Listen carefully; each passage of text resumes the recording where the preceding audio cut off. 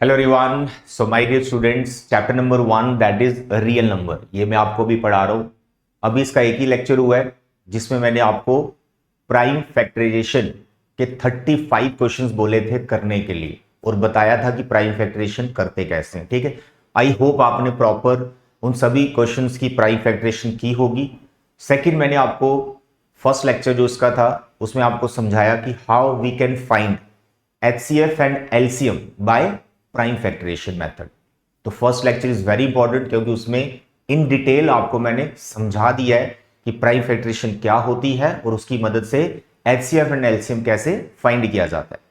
आज इस चैप्टर का सेकंड लेक्चर है जिसमें मैं आपकी जो छोटी सी एनसीईआरटी है, दिस योर मैथ्स एनसीईआरटी, ये आपको कंप्लीट करवाई जा रही है विद बहुत सारे एक्स्ट्रा क्वेश्चंस। मैंने अभी आपको 3 चैप्टर डिटेल में पढ़ा दिए, polynomial, linear equation and quadratic. ये 3 चैप्टर हो चुके हैं। ये चैप्टर 4th चल रहा है हमारा, जो एनसीईआरटी का चैप्टर नंबर 1। हर एक चैप्टर जो मैं आपको पढ़ा रहा हूं उसके एक्स्ट्रा क्वेश्चंस भी करवा रहा हूं। आपका काम है प्रॉपर नोट्स बनाना। आप देखते जाओ, जितने भी नोट्स मैं आपसे बनवाऊंगा अपने चैनल के थ्रू, जो कंटेंट आपको दे रहा हूं, सिर्फ आप उतना परफेक्ट कर लेंगे, फाइनल में आप 80 आउट ऑफ 80 मार्क्स स्कोर कर सकते हैं। कंडीशन एक ही है, प्रॉपर नोट्स बनाने। ठीक है, तो ये है आपकी छोटी सी एनसीईआरटी और इसकी जो फर्स्ट एक्सरसाइज है जिसमें 7 क्वेश्चंस हैं, ये मैं आपको यहां पे कंप्लीट करवाने वाला। अगर आप ये लेक्चर देखने आ गए हैं, करने आ गए हैं, एक्सरसाइज समझने आ गए हैं क्वेश्चंस को, तो भाई मेरी बात सुनिए, आपके पास एनसीईआरटी होनी चाहिए प्लस नोटबुक एंड पेन होना चाहिए, तभी आप प्रॉपर नोट्स बना पाओगे। और आज के इस लेक्चर में आपको यह पता चल जाएगा कि अगर वर्ड प्रॉब्लम आ रही है और जिसमें आपको HCF LCM निकालने में कंफ्यूजन हो रही है कि सर ये स्टेटमेंट सम आ गया लेकिन समझ में नहीं आ रहा कि HCF निकालना है या LCM निकालना है, तो इस लेक्चर से आपको क्लियर हो जाएगा। इसी एक्सरसाइज में लास्ट में क्वेश्चन दे रखा है, ठीक है, ये वर्ड प्रॉब्लम है। ये तो बहुत सिंपल है जो इस एनसीईआरटी में दे रखा है, लेकिन मैं आपको इसमें जो कॉन्सेप्ट सिखाऊंगा ना कि क्या देखना है आपने या क्या सोचना होता है कि आपको HCF निकालना है या LCM निकालना है, तो इस वर्ड प्रॉब्लम से वो चीज आप समझ जाएंगे।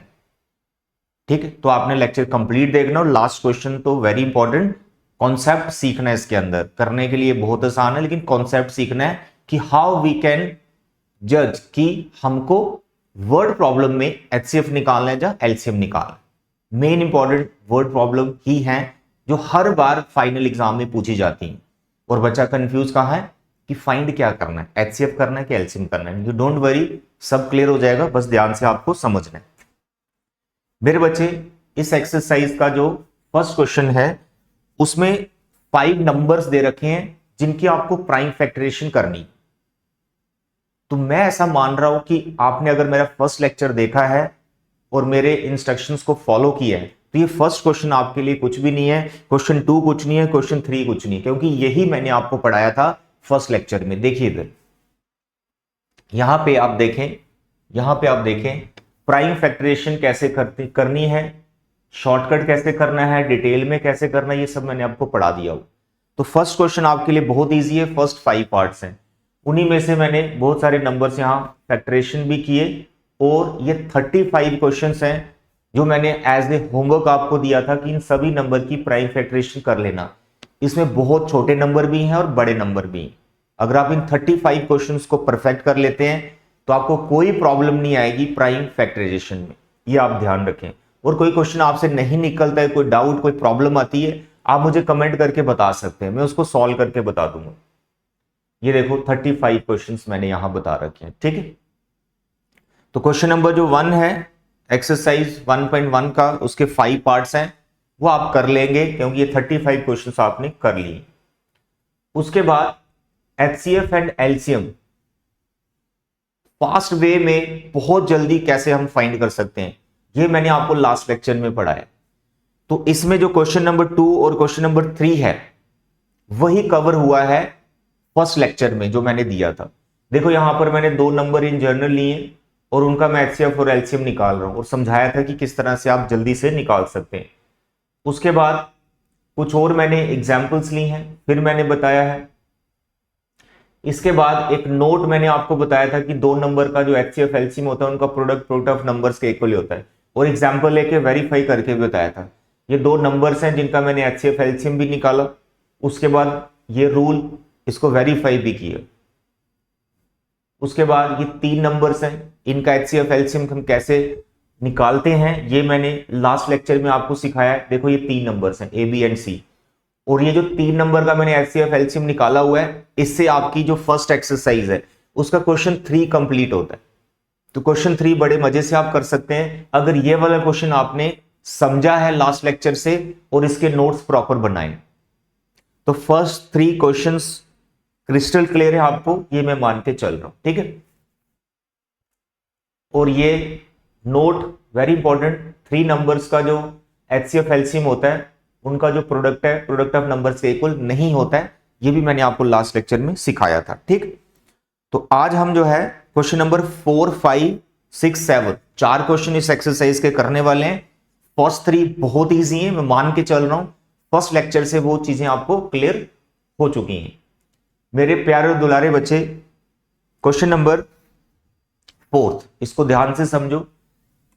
इस क्वेश्चन में आपको जो दिया गया है उसमें मेरे बच्चों एचसीएफ दिया हुआ है, 2 नंबर्स का एचसीएफ दिया हुआ है, और वो नंबर्स क्या है 306, 657, ये 2 वो नंबर है, इनका एचसीएफ दिया हुआ है और आपको एलसीएम फाइंड करना है। यहां मैं आपको एक चीज बता दूं कि प्राइम फैक्टराइजेशन से आपको यहां पर एलसीएम नहीं ढूंढना है, हमें एचसीएफ तभी दिया है कि आपको जो मैंने लास्ट लेक्चर में नोट बताया 2 नंबर्स पे उसको यूज करके आप एलसीएम निकालें।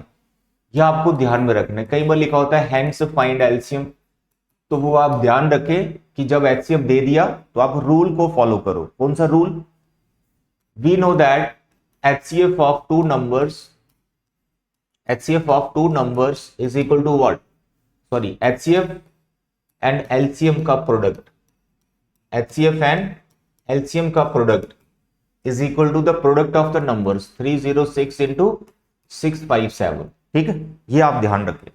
क्वेश्चन 4 की शुरुआत आपने यहां से करनी है कि product of HCF and LCM is equal to the product of the numbers. ये वो 2 नंबर्स हैं जिनका प्रोडक्ट आपको ले सकते हैं एचसीएफ एलसीएम के प्रोडक्ट के इक्वल। यहां पे एचसीएफ गिवन है उसको आप 9 लिखेंगे और एलसीएम आपको नहीं पता है, इसको एज इट इज रखेंगे और एलसीएम यहां से निकल जाएगा। प्राइम फैक्टरेशन करने की जरूरत नहीं है मेरे बच्चे।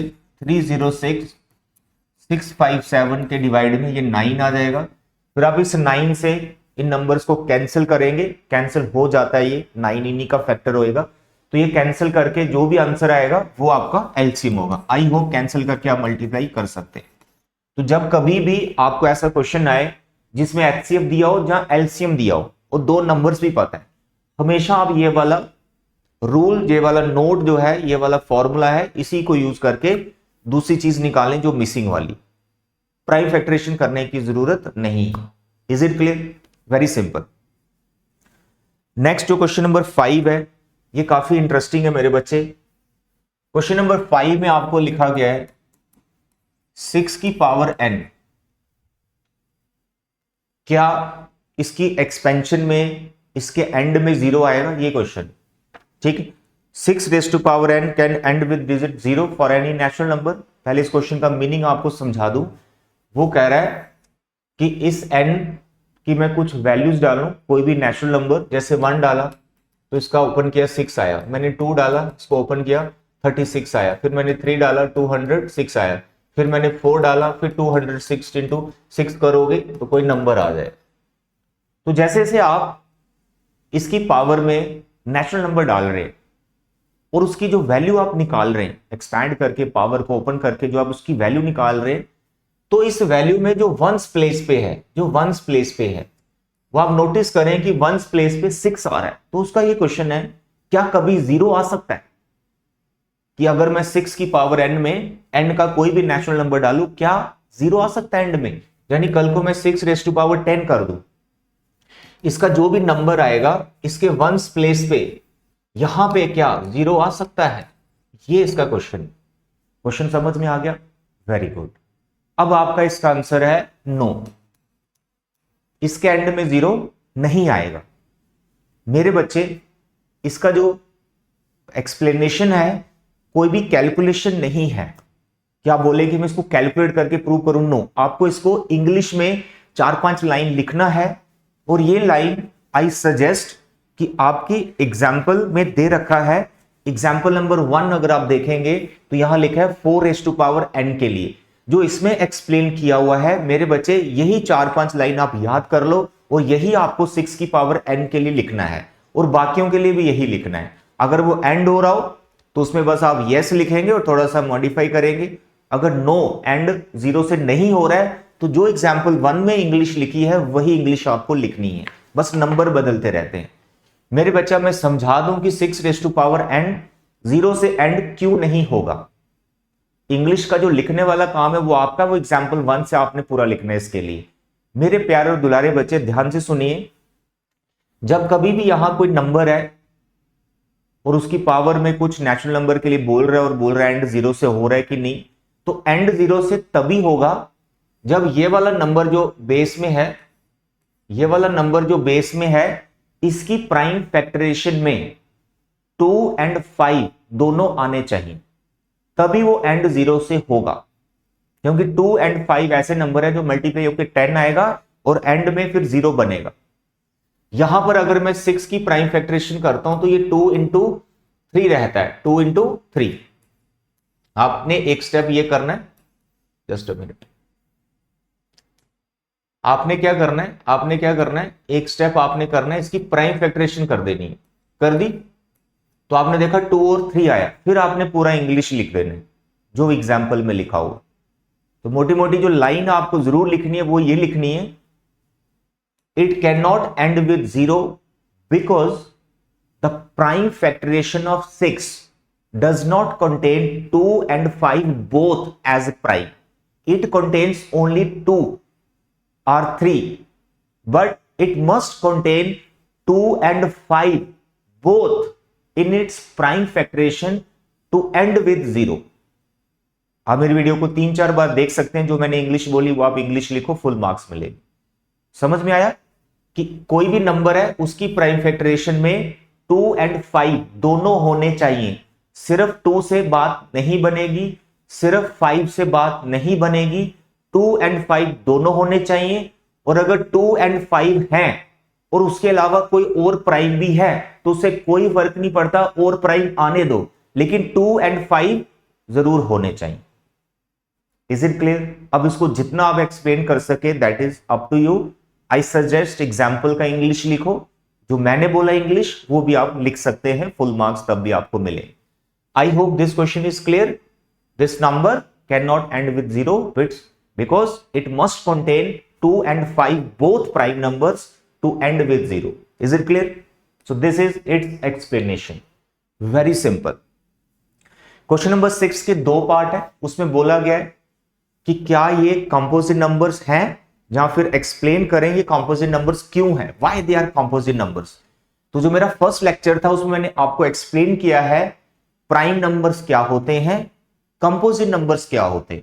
अगर आपने वो देखा है तो आप इसको एक्सप्लेन कर सकते हैं, लेकिन फिर भी मैं यहां पर इस क्वेश्चन को आपको बता दूं कि आपको कैसे करना है। क्वेश्चन नंबर 6, इसमें पहला पार्ट है 7 इंटू 11 इंटू 13 प्लस 13।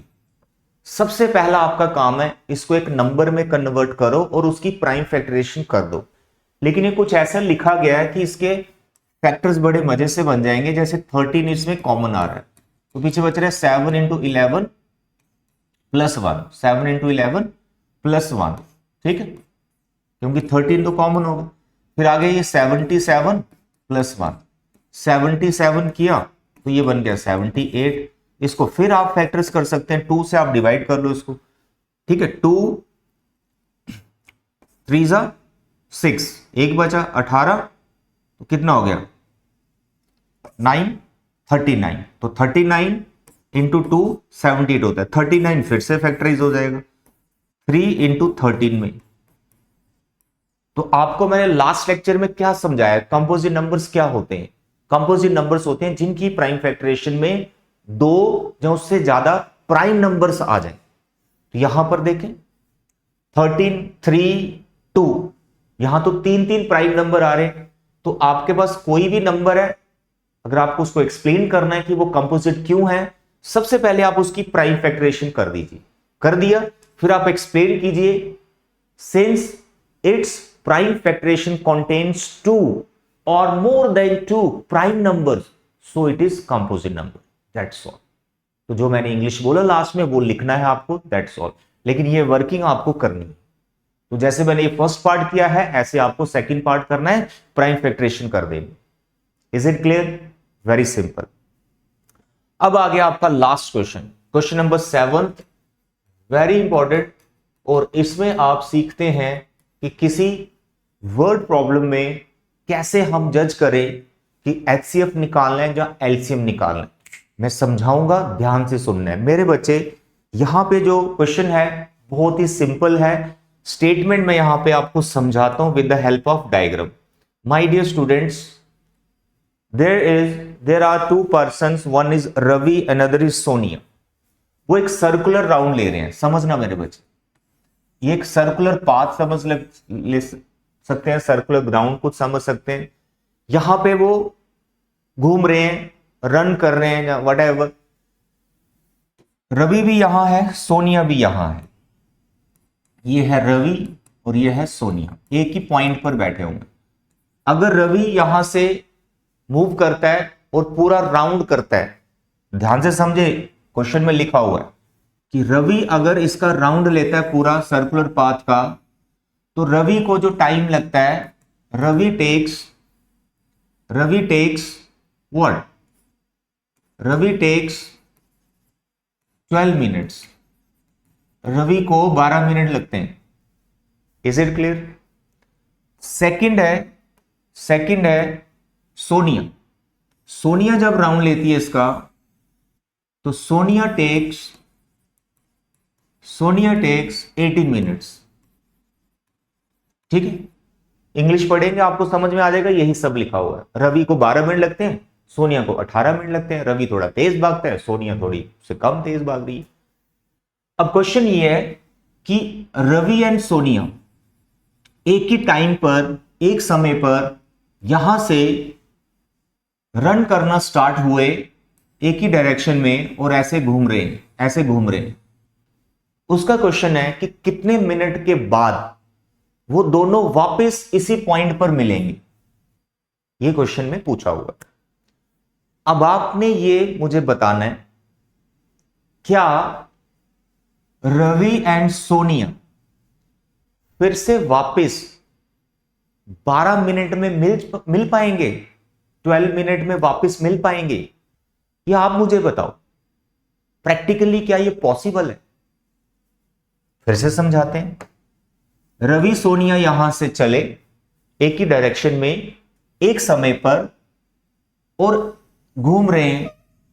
मेरा क्वेश्चन है, क्या दोनों फिर से राउंड लगाने के बाद क्या 12 मिनट में दोनों इस पोजीशन पर मिल पाएंगे? 12 मिनट के अंदर या उससे कम समय में?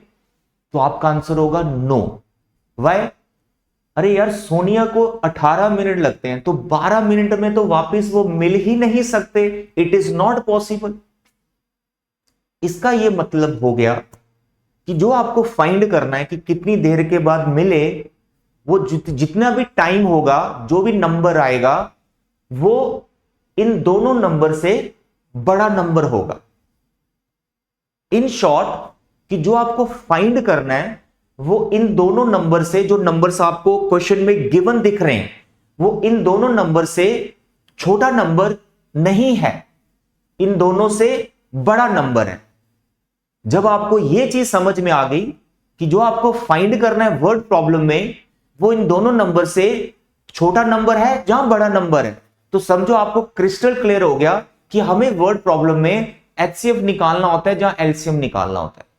सारी कहानी है, जो फाइंड करना है वो गिवन नंबर से बड़ा नंबर है या छोटा नंबर है, इतनी सी बात है।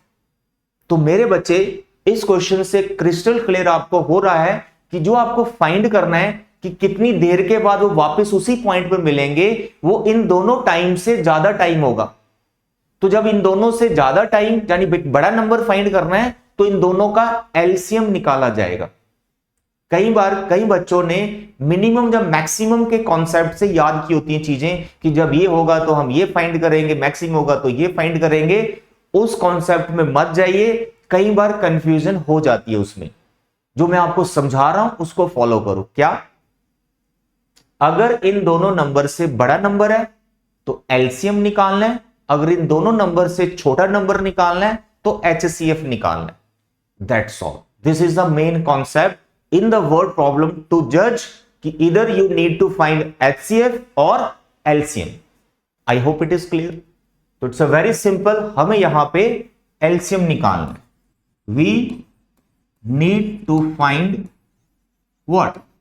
LCM of 12 and 18। तो that is very simple, LCM निकालना हमें आता है। तो what is prime factorization of 12?